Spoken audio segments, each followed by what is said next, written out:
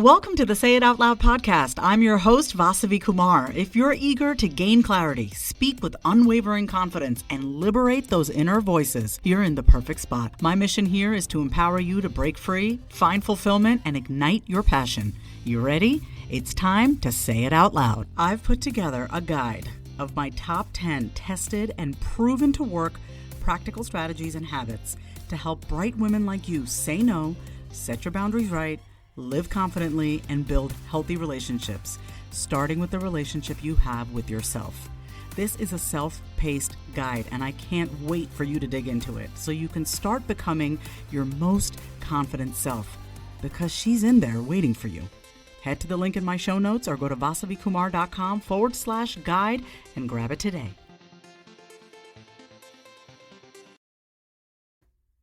Welcome back to another episode of the Say It Out Loud podcast. I'm back with my friend Angelica B, who is here to ask me some questions, take you behind the scenes of my book process, but just as a person, like, what the hell have I been doing? You know, this is real time, y'all, because we're recording and then literally uploading. So you're getting everything in real time. This is not being recorded months in advance. So I love that because I'm a huge advocate of growing out loud and saying it out loud. And speaking of out loud, you'll already know this, or maybe you don't. My book, Say It Out Loud, is now available for pre-order. I'm publishing with New World Library. It's a big honor to be publishing with them.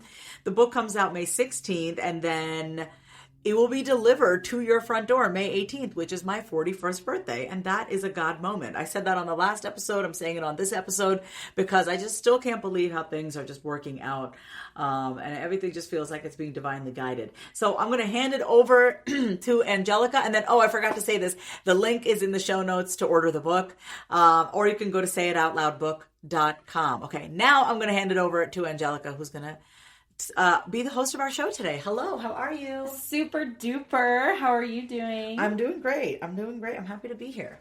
Me too. Yes, happy to be here on my podcast. What an honor it is to be here with you, my friend.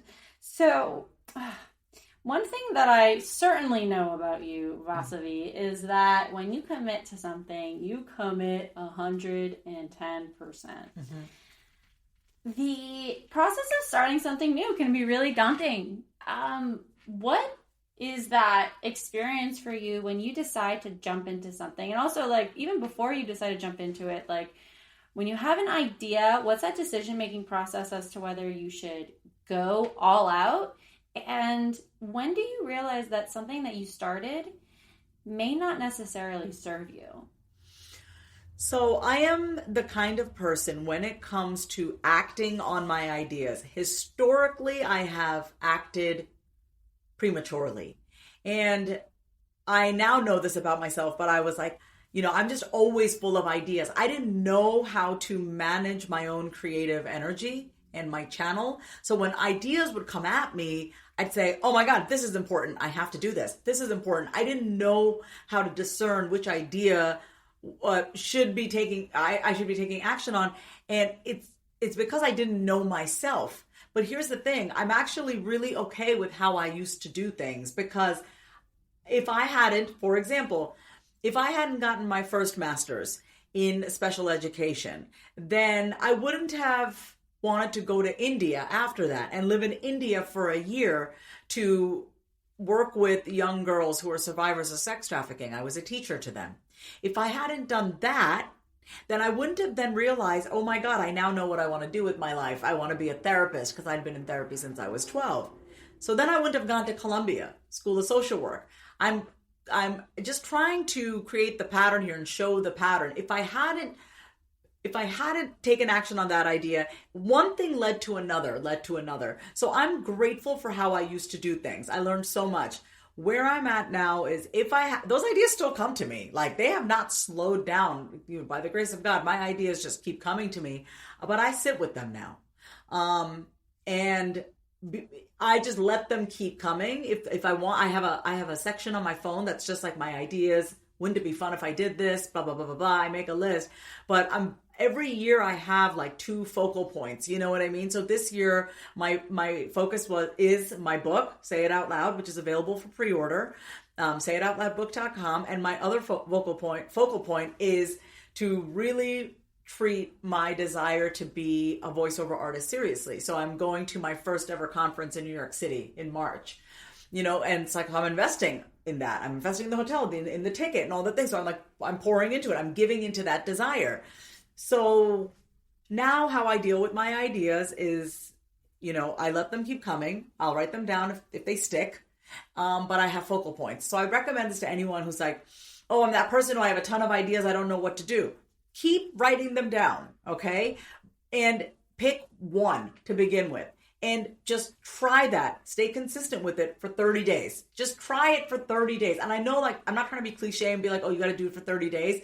But I find that when I'm just like, I'm going to do this for 30 days, or if that feels like a lot, I'm going to at least try this for 6 days. Just start small and commit to the small, and then see how you feel throughout the process, and be more attached to and be more curious about you as a person and how you relate to being consistent, because everything that we do is we're in relationship to things, So that's a lot of response to your question. There's so many layers to it though. Do you see that? Yeah. Absolutely. 100%. So what I recognize in myself is I have all these amazing ideas, and I already, before I even decide to take that one micro step forward, I convince myself that it's not worth the time. Because I already, I kind of self-sabotage and convince myself that I'm going to fail anyways. So why even bother?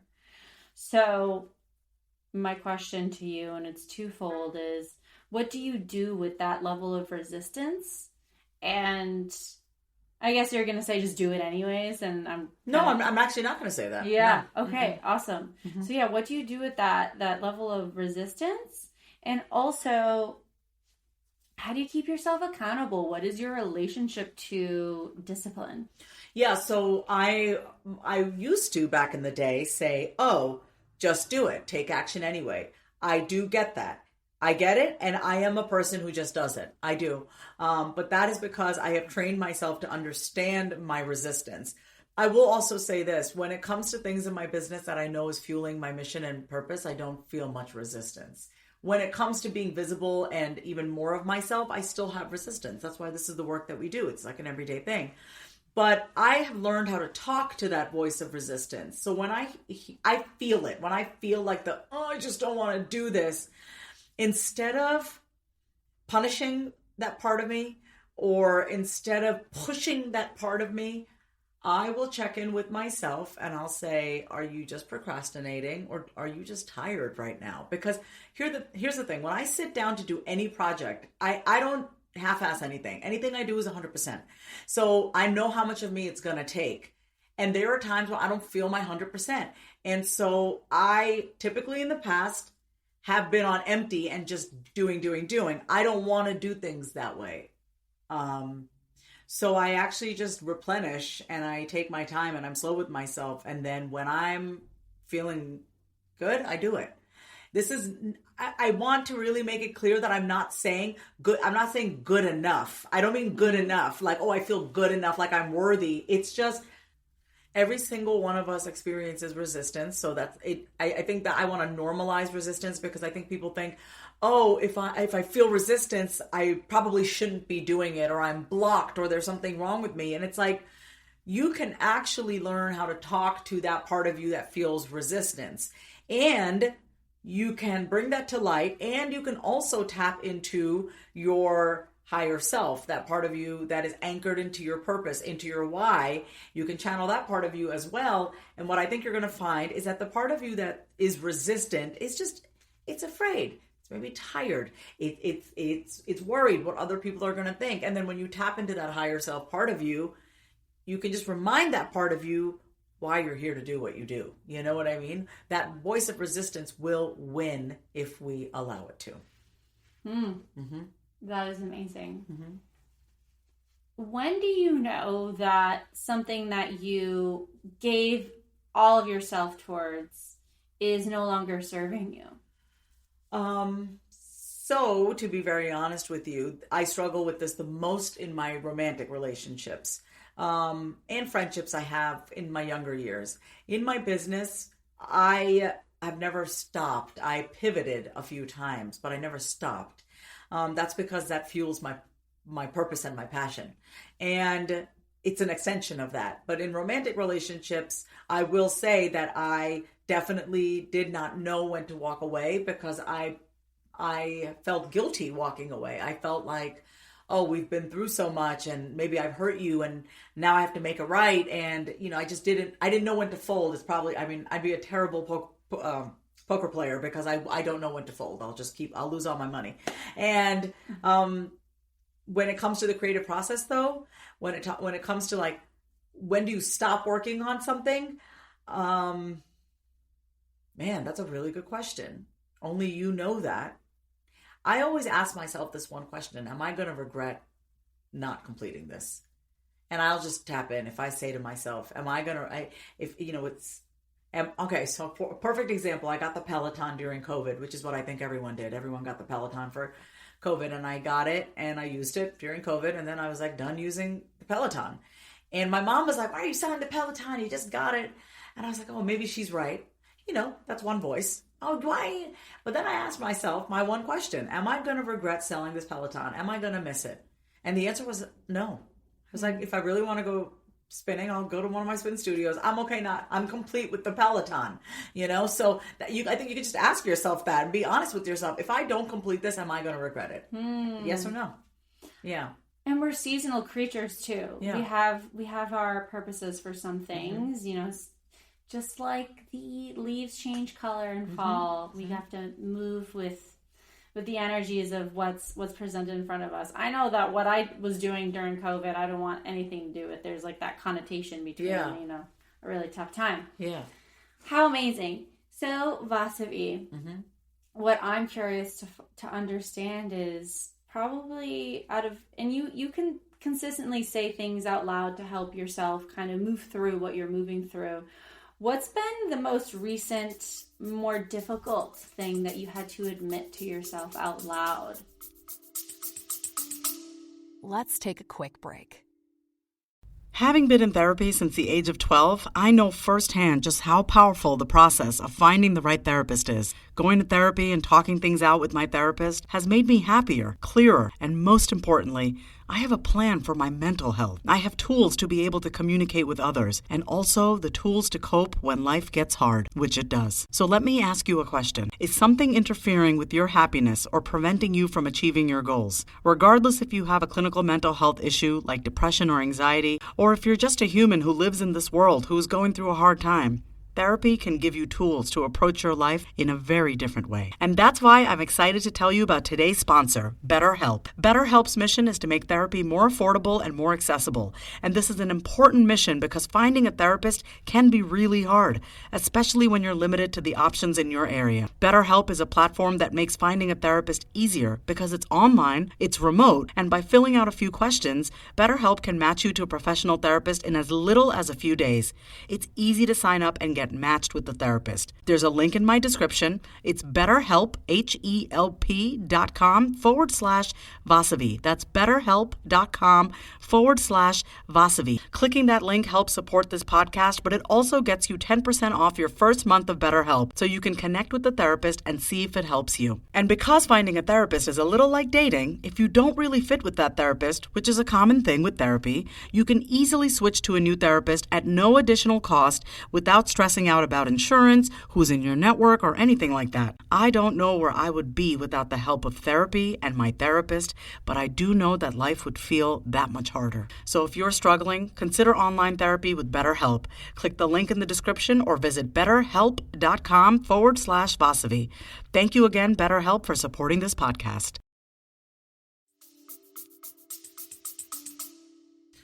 One of the things that I've had a difficult time admitting to myself out loud, and I talk about this in chapter 1 of my book. Chapter 2 of my book is Admit It Out Loud. There are going to be times in our life where it's very difficult for us to admit where we need help, admit where we feel helpless, admit where we feel powerless. But one area in my life that I've recently admitted, that what? What was the question? That I admitted... You admitted that was really hard for you to admit. Okay, one area of my life that it's been hard to admit, that it's been hard for me, not only to acknowledge it, but to admit it, is I love to be in a relationship. I really do. I mean, when I love someone, I love them like I just want to bite them. I love them. It's like called cute aggression. I think in psychology there's a term called cute aggression. When I love someone, I just and the thing that I needed to admit out loud is that I do not know, or I have yet to really learn how to be all of myself in a relationship without feeling scared that I'm going to enmesh myself and lose myself in this person. So I'm still working on that. I'm still working on telling myself and truly creating a safety of home within myself, that I am safe, that even if I enter into a relationship, Vas, you're going to be okay. You're not going to be swallowed by this person. You're still going to be your own person. Like, I'm still building that relationship with myself. Like, don't worry, Vas, I got your back. Like, I'm not going to ever let you abandon yourself to somebody again. But I'm still learning, and I've done a really good job with myself. I just need to practice that with another human being now, So, yeah. And I want that. Yeah, but I'm scared. I'm scared. Yeah. Terrifying. Yeah, I've really gotten, I quite like myself, and I'm scared that it's taken me so long or short, whatever, it's relative, to like myself. I like who I am. And even in those moments where I want to judge myself, and I do judge myself, the part of me that really likes herself enough to not allow herself to talk to herself that way, Like, I don't allow myself to do that. I slip because I haven't killed off any parts of me. They're there, and sometimes they will ignite. They have a mouth on them, So yeah, that's yeah. And that journey is not easy. The journey to self-love, right? And that's such a phrase, a catchword these days. Oh, if you don't love yourself, you can't love anyone else. What was that journey in stepping into that energy of loving yourself? The journey for loving myself, I first started with liking myself, I think I've always loved myself. I love myself. I have love for me, but I didn't really like or appreciate me. Yes, love is great, but I want to be liked and I want to be appreciated by me. So I really like me and I really appreciate me. And that makes it easier for me to do the things that I love doing, because when I didn't like myself, I didn't ever want to put myself in situations where somebody could see through me. Oh, she doesn't like herself. Because I could always see through other people. You know what I mean? Yeah. That's so interesting. Did that answer the question? Yeah, absolutely. Yeah, the journey. So to summarize, you're saying in the process of loving yourself, you really needed to like yourself and appreciate yourself. Yeah. There's a different energy for me. Like, of course I love myself, right? Like, love is an action. So I show my love through my hygiene, through the foods that I put in my body and all that. But liking myself started with understanding the voices in my head. Of course I love myself. And I'm going to say this again. Love is an action. So the things that I do are all practices of love. Like, I use great toothpaste because I love myself. That's an action. That's how I show that I love my teeth. I'm going to buy you really great toothpaste. Okay, great. I'll buy really great groceries because I want to nourish my body. But liking myself had nothing to do with that. It was part of it, but liking myself was how I spoke to myself. I speak to myself like someone who likes herself. And I'm still learning because I didn't like many parts of myself for very long. Yeah. Can you talk about what those voices sound like? What does the voice of liking yourself sound like versus being hard on yourself? Yeah, so not liking myself versus being hard on myself, the voices are very different. So not liking myself is very belittling. I have belittled my partners in my past. I'm guilty of it, and I'm also not guilty of it because I didn't know how to handle that voice in my head. So that's just all I had in me. What came out of me was just nothing more than what was in me. So that belittling voice was like, you should be farther along. You should have more money in the bank. How come, you've been like, you got divorced 10 years ago, almost 10 years ago. Why are you not with anybody? What are you doing? Why are you being so frivolous? It's just very like, just literally take every single one of my insecurities. Why don't you? And I say it out loud because, it shrivels the shame. I don't have shame in my body about it because I'm saying and I'm telling you exactly what I experience. And I also have that voice of that's hard on me, and I'll just be like, come on, just keep going. Come on, just keep going. Just keep going. Just keep going. It's like, that's what it sounds like. And I don't even hear it as words. I hear it as a little physical push inside of me. Like I'm driven. I'm not even in control at that point. It's just go, go, go, go. It's like pushing me. Pushing me to run, run. And that actually reminds me of in the first grade when I got beaten up by this girl. And I promised myself, and she chased me down the street, and I promised myself I would always be 10 steps ahead of everybody. So that's that pushing energy. Wow. Yeah. Damn, girl. So how did you transform that? Well, it's taken me a while. I don't know why I keep quantifying my journey. I need to stop doing that. And I think that's part of the problem is when I'm like, oh, it's taken me a while. It's taken however much time it is taken. Okay. So I just realized that out loud actually. So, the question. Yeah. So how did you go from having that aggressor, that pushing energy to like, hey, Vas, let's do this thing called life together? I did it by changing the voice in my head. I have a voice in my head that sounds like, come on, Vas, let's go. And I would say that voice out loud. Come on, Vas, let's go. And then I would pause and I say, wait, can we just take a break? Can we just take a break right now? Can we just chill? So I live alone. I can do this without people thinking I'm crazy, because that's the stigma in our society. But, as someone who's been diagnosed with bipolar disorder, I've heard it all. So I'm allowed to say I'm crazy, but you can't. No, I'm just, but, I just literally gave each part of myself a voice to say it out loud. Do you ever feel crazy speaking to yourself out loud? All the time. I actually say out loud, oh my God, I'm fucking crazy right now. And I feel that. But this is what I realized. When it's just like if you were to talk to a friend, think about it. I could be having that same conversation and bouncing that off of a person. But what I'm actually, so then we normalize it. It doesn't feel as crazy because there's another person there hearing us talk. But then when we're alone, we're just quiet with our thoughts and they're just spinning in our head. Why can't we be the friend for ourselves, right? So we can be both the feeling, the friend, and the sage. And I talk about this in my book. The feeling is like the part of us that's like, I'm really feeling shitty. Oh my God, this sucks. Or, oh my God, I'm so excited. Whatever that feeling is, right? Joy, celebration, despair, grief, anger, resentment. And then you have the friend. So the friend is where you get to come in and be like, come on, talk to me. What's going on? Or come on, let's keep going. We got to go. Or, all right, what do you need right now? Or maybe you're the motivating friend, the encouraging friend. You're the determined friend. You're the coach friend. You're like the mom. You're like the mom. You're like the dad.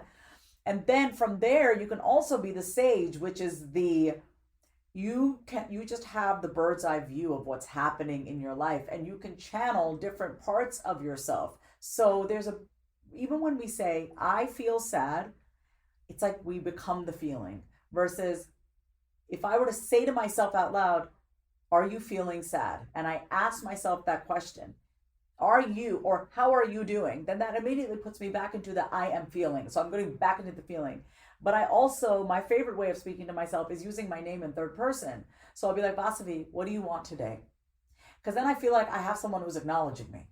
So you can even do that with yourself. Use your first name and talk to yourself. Like, that there's something in science that like something about the sound of our own voice and just even the sound of our own name. That's why we tell women to scream and to let out noises when they're giving birth, because their voice actually soothes them. Hearing the sound of their own voice soothes them.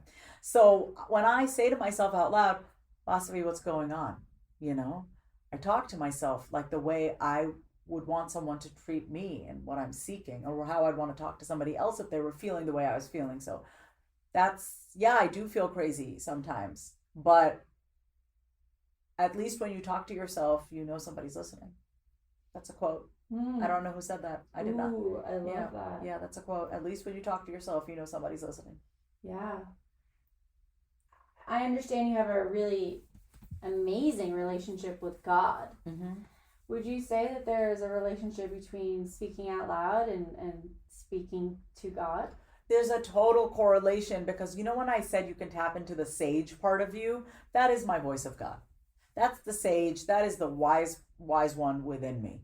I have access to that voice. We all have access to that voice. We all have access to that voice that is all-knowing and omnipotent and omnipresent, and that voice it's just all-knowing. We all have that inside of us. But when you have a barrage of other voices on top of you that are really loud, it's harder to access that voice. But the more you speak out loud, the more you clear your throat, the more you clear your creative channel. Mm-hmm. Incredible. Vasavi, thank you so much for your insight and inspiration and guidance today. Thank you. Is there anything else you want to mention? No, you're a great host. And you know what I really love is like, you really did make me the center of this conversation. It actually does feel really special because I do this with other people. So it just feels really nice to be on the receiving end. So thank you. Absolutely. Thank you, everyone, for listening to another episode of the Say It Out Loud podcast. Let me know what you thought of this episode. Screenshot it, tag me on Instagram. My name is Vasavi. Send me a voice note or a DM. Let me know if you love this episode. Also, pre-order the book. Take a screenshot. Use the hashtag Say It Out Loud and tag My Name is Vasavi. Let me know that you pre-ordered your copy or your copies. We want to get this book in as many hands as possible, so don't just order one, order 10. Let me know. And we do have some great bonuses for those of you who are going to be ordering more than 10 copies. So all the information can be found at sayitoutloudbook.com. Thank you so much for tuning in to another episode of the Say It Out Loud podcast. If you love today's episode, then say it out loud. Subscribe, leave a review, and come say hi over on Instagram at My Name is Vasavi. Until next time, say it out loud.